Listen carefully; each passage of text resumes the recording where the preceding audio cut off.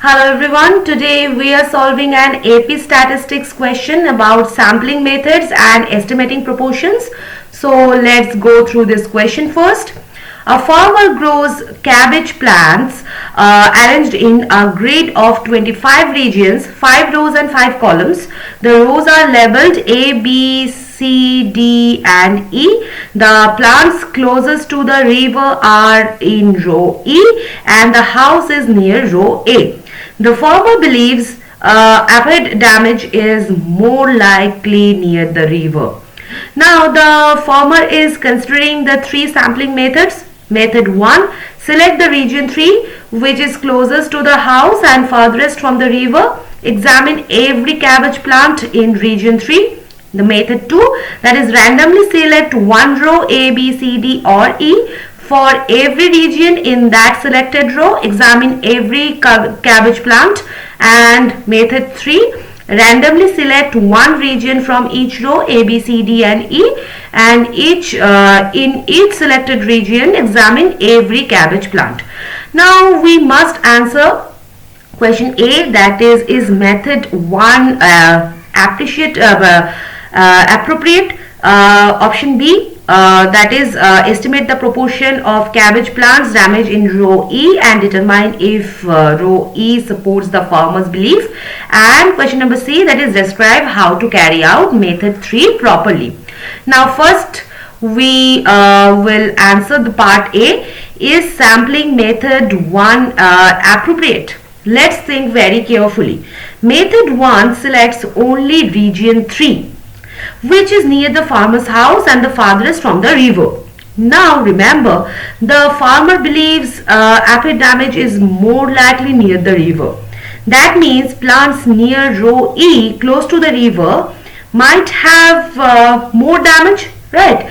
So if we only sample the region 3, we are only looking at one location, and that location is far from the river and it may not represent the entire field. So this is not a random sample of the whole field, it's a convenient sample. Now this could lead to bias, because if damage is heavier near the river and sampling far from the river will underestimate the true proportion. So final answer for part A will be no. Method 1 is not appropriate because it samples only one region far from the river and does not represent the entire field. This method may underestimate apid damage and produces a biased estimate. Okay, so let's come to part B now. Estimate the proportion in row E. Now we look at row E in the diagram. Row E contains the regions 21, 22, 23, 24, 25. Now from the diagram, the damaged regions in row E are shaded. You would count them carefully from the picture, okay? And suppose from the diagram we use 21 damaged, 22 damaged, 23 not damaged, 24 damaged and 25 not damaged. That would mean 3 damaged out of 5 region. So the sample proportion in row E would be what? 3 by 5, that is 0.60. So about 60% of the regions in row E show the damage. Okay, now compare that with the rest of the field. Now looking at rows A to D, we see fewer shaded regions overall. That suggests row E appears to have more damage than the other rows. Does this support the farmer's belief? Yes. If apid damage is more common near the river and row E is closest to the river and we observe a higher proportion there, then the data supports the farmer's belief. So final answer for part B will be the estimated proportion of damaged cabbage plants in row E is approximately 0.6 because this proportion appears larger than in other rows, and the data supports the farmer's belief that acid damage is more likely near the river. Okay.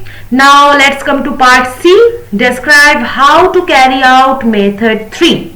So method 3 says randomly select one region from each row A, B, C, D and E. Now we must describe this using proper statistical language. This is a stratified random sample because each row acts as a stratum, and we take one random region from each row. Now label the regions within the row. Okay, now row A, that is 1 2 3 4 5, row B 6 7 8 9 10, row C 11 12 13 14 15, row D 17 16 17 18 19 20, and row E, that is 21 22 23 24 25. Okay, now use a random method. For each row separately, assign numbers 1 to 5 the regions within that row. Use a random number generator or a random digits table. Now select one number from 1 to 5 for each row. For example, for row A, randomly choose region 4. Row B, randomly choose region 7. Row C, randomly choose region 12. Row D, randomly choose region 18, and row E, randomly choose region 23. Now examine all plants in selected regions. So in each selected region, inspect every cabbage plant for aphid damage. Then compute the overall proportion of the damaged plants from the sampled regions. Now why this is a good method? Because every row is represented. The sample includes areas near and far from the river, and it reduces the bias, and it accounts for possible differences across rows. Okay, so let's summarize everything very clearly. For part A, method 1 is not appropriate because it samples only one region and may produce the bias. For part B, the proportion of damaged plants in row E is higher, about 0.6, which supports the farmer's belief that damage is greater near the river. And for part C, method 3 is a stratified random sample. We randomly select one region from each row using a random number generator that inspect all plants in those regions. Okay, now some key concepts. First, avoid the convenience sample. Second, understand the bias, and then identify the stratified sampling and calculate the proportions and interpret the results in context. So I hope this is clear to you. If you have any kind of doubt regarding this question, you can ask me in the comment section. So see you in the next session with a new question. Till then, keep learning and keep growing. Bye-bye.